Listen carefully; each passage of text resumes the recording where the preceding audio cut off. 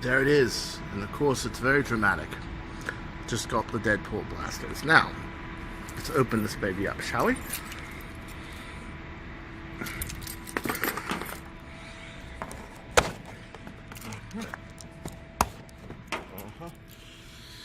Yeah. So we have ourselves. Will you look at this? Oh, they are a little bigger than I thought they were going to be, okay? But this is going to work. This is going to work. Look at taco. I had a friend that was up nights over this. You need a place to stash your taco. But what's the place for the pizza? I'm just kidding, guys. All right. There it is. Cartea's got a set of freaking rival Kronos Deadpool blasters. Run. Because if you know what I'm going to do with them next, or at least one of them next, you'll want to. Think the Mauser fire is crazy? You see nothing yet. I mean nothing. These are really excellent, guys. I like the safety. I like the fact that the safety doesn't have a lot of creep to it. It's just snap, that's safe. Snap, that's fire. And that's it. Upon priming it, yeah, another two-handed job. Give me 1 second. This is plunger tube bolt here, plunger tube bolt here, plunger tube bolt here. When I saw internal photos of the top anchor, but I didn't know if these were just pole slide outs or if they were actually screwed in. I was actually going to add a screw to the slide here because I wanted it to be rugged, but no, they did it for me already. I like the fact that the slide is not just empty. They use 2 pieces of plastic that kind of make it so a kid can't jam his finger in there. That's a nice touch. And I really just very impressed with the loading on it. This is really good. Right here. Your barrel right there. That's O-ring into there and there. It looks like I got some pretty good, yeah, I think this is going to make a pretty good Magfire mod pistol. So if anybody's seen that Sharpfire and seen what kind of wicked news that is, well, you can only imagine what this is going to do. But overall, another one-handed on-camera thing. I like that. You can put on safety. I like the feel of it. It's about the size, I would say, maybe a little bigger than a Desert Eagle. But, of course, not anywhere near as heavy. A Desert Eagle's 4 pounds. But it has that kind of like heavy Magnum pistol kind of feel like you have with a Law Grizzly or a Desert Eagle or, Freedom Arms 454. Like, it's big and it's powerful, but yet it's not nearly as bulky as the Ret, simply because your profile's lower, and this profile matches this profile very well. It is still wider than I thought it was going to be, though, and I kind of don't like the fact that the rear groove, if you look at it here, let's get it, the rear groove does not line up with the front groove. I know a lot of people shoot Nerf and they pretty much offhand shoot. They don't really want accuracy. But most of you know me. I'm a different story. Okay, so I'm definitely going to be taking these sights and filling the inside of them. And the reason is I want it to be the same profile as this. That way when you're looking at it, the grooves in the back visually match the grooves in the front, and that gives me dead center. And at the ranges I'm going to shoot this modded, I'm going to freaking need it. Because you guys have seen the kind of cross-part kind of shooting I've done, even with my weaker pistols. Not even the Bird of Prey. I've done some really long shooting. I will say this, though. It's still not as simplified as people would think. I handed it to one of my relatives, and he primed it, but it wasn't as straightforward. I mean, you would think this is a lot more straightforward than it is. It's really not. He tried to prime it, but then we had trouble with the safety. But something that I think really needs to be noted here. Look at the safety. It has a down and an up, but no safe and no fire. That's confusing even for me. And even when I was trying to describe it, I'm like, wait a minute, which one's safe and which one's fire? Oh, I don't know. Because as we know, up on a 45 automatic is safe, and down is fire, okay? Well, actually, yeah, up is safe and down is fire, okay? So when your safety catch is up here, it's safe and that's fire. Well, this one, it's exact opposite. So to me, I picked this up like, this is not like the three-way safety on a 45 auto. I really would have liked it in reverse. My other complaint is the fact that it's expensive. It's $60 for two of these, but it is two of these. But these aren't like true Pictionary rails or Nerf rails. They're the ones for the proprietary rival stuff. And it wasn't, like I said, wasn't as straightforward. You prime it back, you load it, you fire. Anyone who's in the Nerf would know it, but I do like this. Oh, look at this. Look at these tabs right here. You see that right there? This is good because you can grab it like this, and you can prime it, and you can grab it. If you guys saw the earlier versions of the Mauser Fire, when I had really strong spring wheels on there, I had a pull across the back of the slide. Well, this is cool because it grabs like this, but my relative had a really good suggestion. Okay, if anybody remembers the Z100 JT splat pistols, where you had the big handle in the back that you could remove or keep off, it almost would be good to go chunk, chunk, like that. Have a big draw handle back here.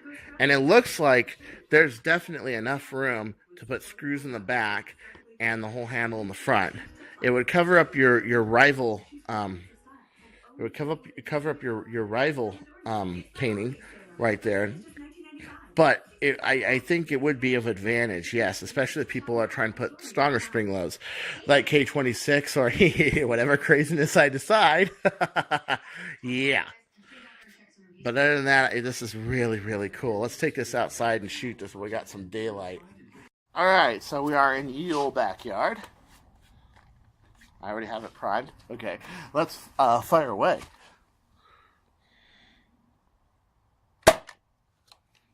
Yeah, I am used to a lot more powerful rockets than this. Like, to me, if I were to shoot that straight, I would hit that boat and the dart would go flying way over the hill. But it's pretty good. But you know what? It really needs to, I really would like to up this to at least the level of its elder cousin, the Apollo. Because even though the Apollo was geared real janky, you know what I mean, it still is probably out of the box one of the most powerful rival blasters there is, and it still is pretty pinpoint accurate. This thing is pretty good, but it just, well, let's just say it's weaker than I would have hoped out of the box. But then again, that prime is pretty easy. And I'm pretty sure I've heard people using K26s. You guys know I'm going to go way more powerful than that K26. I'm going to really use a rocket in one of these. And I really like the feel and the form. I can see a lot of potential with it, but I really think it does need some gusto to really be a champion. Because right now, it's not. I'll be honest. So now for our accuracy test. And this one I'm going to go from the white pole to the little power box right there. If you can see the little power box for your air conditioner, it's got all sorts of marks with Stephens have hit it. So outside when I'm out here I'm usually walking around just shooting the thing. Well, that got annoying, of course, so I usually shoot inside. So, okay. I know this is from advice from a very fussy target shooter that if he were to go to a shooting range, he would be shooting probably everything match grade, match ammo, match everything. But that sight is really annoying. Look how wide the rear blades are and how thin the front blade is. I would at least have made the front blade thinner, fatter, or the rear blade thinner. This is not acceptable. The other thing is I still see a tremendous amount of drop even at this range. So I have to elevate it just a little. Let me put the pole pieces by where the black is. There we go. There we go. So in order to hit something straight on, I have to elevate it about a degree. And that might be because the hop up. Well, the hop up should hop it up. I don't get this. Okay, so. See what I mean? That one dropped. And the drop doesn't appear to be consistent. It appears to be a little more and a little less. So, I would say yes, its rival. The ammo format is more accurate, but the pistol needs work in the area of, God, these balls are easy to lose. In the area of accuracy, and as you know, to a guy like me, accuracy is extraordinarily important.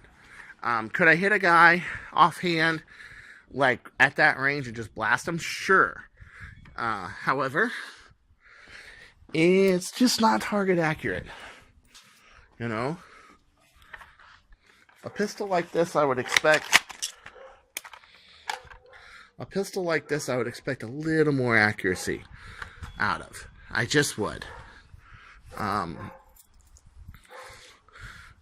I love it. It's a kicking sidearm, and definitely like it. It's a better idea than a hammer shot or a strong arm. But a Mauser fire, well, let's just say not yet. Not yet. Okay. Another thing, this has some sort of ratchet lockup on it. And if you don't hit it all the way back, it tends to...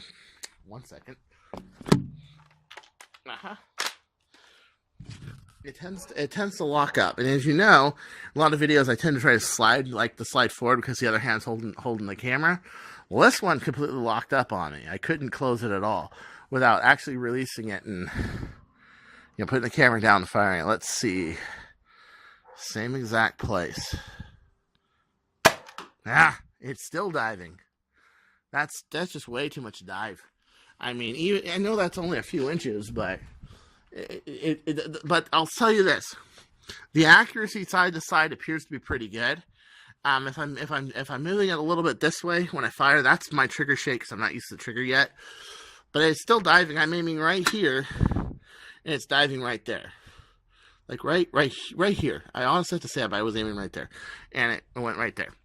It's just like I said, to a guy that's used to shooting lasers, well, okay. To a guy that's used to lobbing elites with hammer shots, I guess it's pretty good. Now a mode I've been very curious about, rapid fire test. I'm going to shoot it off of this chair here. Let's see what it can do, because I really want to see how stable is it firing rapid. You ready? Set. What was that all about?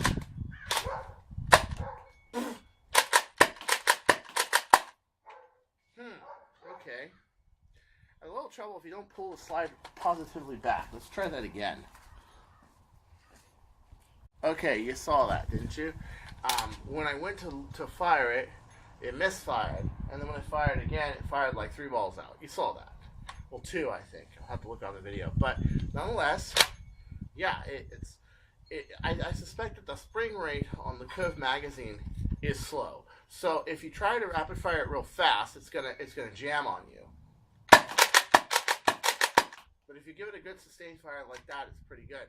It still cannot rapid fire like an Alpha Trooper or a Rampage or something like that. But it's pretty good. I mean, for a sidearm. The other thing I like about this is it's pretty good sidearm size right there. And even though it looks big, it's actually very very ergonomic and very solid. So I think that the ergonomics is going to make up for the size. It's got a slanted grip, a lot like the Scout pistols have. If anybody remembers an IX-3 Scout, where it had a tiny little plunger tube in it, yeah, those were actually really good pistols. But this is the first time I've seen Nerf actually bring back that highly slanted grip, and it is nice. It does good where you point it. Oh, by the way, don't use the red ammo outside. It's a bitch to find. Oh my gosh, you can see, look how well that blends in with that. Oh my god. I'm going to be out here for hours. Crap. Another question of morbid curiosity, I'm sure, of all of us, is can these actually be 2 guns? So I have these tucked between my arms like they would on a shoulder holster. But with a shoulder holster, you of course can remove your arm and do that, so you have more freedom. So ergonomics-wise, yeah, they could probably do it. This is probably flat enough where you can fit in a flat holster. It'll probably be just fine. I wouldn't use the front rail for sights. I would use the rear rail, even though the front rail is probably more sturdy. But this has barely any play in it anyway. And you're not gonna hit anything at 100 yards with these. Trust me. Okay, so yeah, I would say that's pretty good. But then comes the priming. Can it be done? Not really.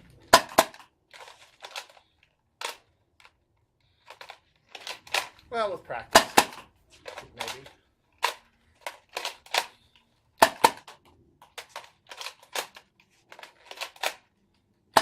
Yeah. With my fingers, with the size of the grip and this, I can barely hit these. But I can tell that these handles were made for that express purpose. That if they have them in your hands, you can do it. But put in mind, I have really long fingers, and I'm about 6 feet, 6'1".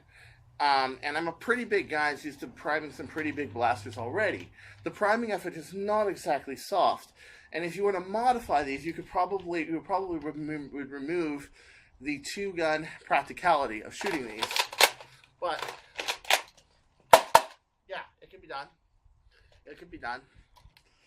It's not impossible, which makes it so that these perhaps are a really good two-gun rig by themselves if you are inclined and good like I am with pistols. Oh, I can almost side spin it.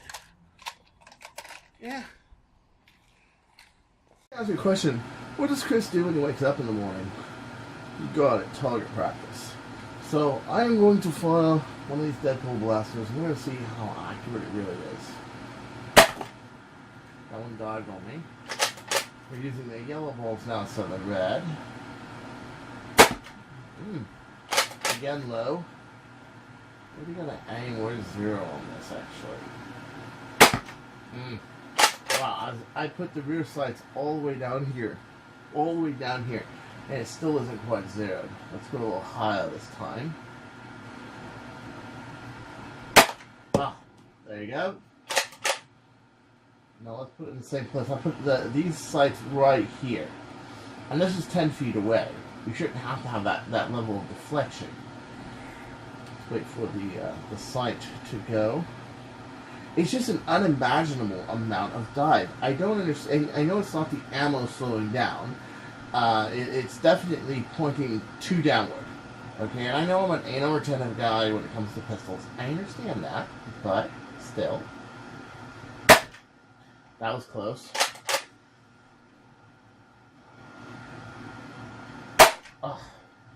Is it as good as a Mauser? No. Is it decent if you know to point them up just a little bit? Yeah.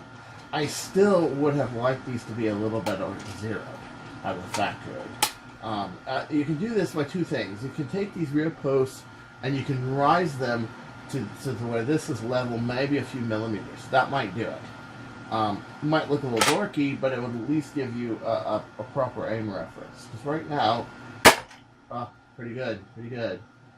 They're accurate, they're just not sighted in from the molding correctly. They were meant for more aesthetics.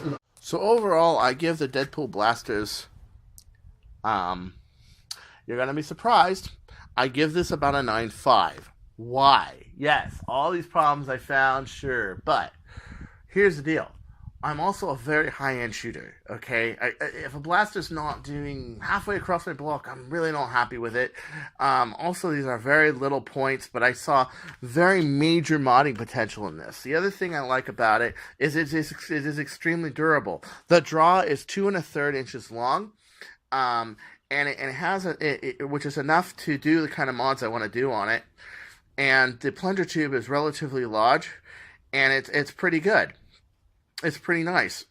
I'm pretty sure that Hasbro had copied a lot of the ideas of the Archer pistol for this, such as the longer plunger tube and the low initial rod, but, you know, Hasbro, I can do what you can do with 32 pieces or 30 pieces, what I can do with that with 16 pieces, so, still, and I could probably make this thing fully disassemblable, but we won't go there if you want to go and try to copy certain aspects of the pistol, which I had seen quite a few little copies, but nothing that quite breaks a copyright. It, however, It is very moddable. I believe the spring rest can probably fit a 7/8 spring in there, which is pretty good. If you can fit a K26, you can definitely fit a 7/8 Explorer, or really probably around that, a really nice turf spring. We're going to find out. And I like the loadability. I like that it's not magazine. You just drop in the balls and you put it in there. A new feature that Rival has really started to do with their Nemesis blasters, and in the field, I see this extremely useful. My hangups, of course, are it lacks certain firearm accurate touches, such as the safety switch. I don't think a Beretta is actually down safe and up. Yeah, I think a Beretta is down safe and up if you have the three-way safety. But I don't like the rear blades being too wide. I also wish that the magazine had a little bit of a faster travel to it. But of course, faster travel means it's going to squash all your ammo, and with a foam-based blaster, you don't want that. So overall, I give it a 9.5. It's very good out of the box. It is small for a Rival, and I know how hard it is to make one of these balls do 90 feet per second. Okay, because even a blaster of mine that can do 200 will make it do 105. So I know, because of the mass and the drag, that's not an easy feat to pull off. And it has a relatively easy draw, although not as easy as I figured it would be. And it does, there is so much potential in this blaster. I think much more than the Sharpfire, and much more than many others. I mean, who knows? Could be my favorite sidearm of all time. And I do like that out of the box, for the kids, I like the fact that it is a tad slower, because I actually have a couple of I have nephews and nieces, and two of them are really young, and it would be nice to give them a Rival blaster that isn't like the Apollo that just boom hits you, and then you have a big welt, or you don't feel very good. They're small enough and light enough on the prime and less powerful enough that you can probably give it to an 8-year-old kid, and it would be okay. Still, if the box says 14 and up, I'm not against that. But I'm just saying, it is pretty decent. So for now, this is Chris Cartea saying, don't you go changing. Peace out.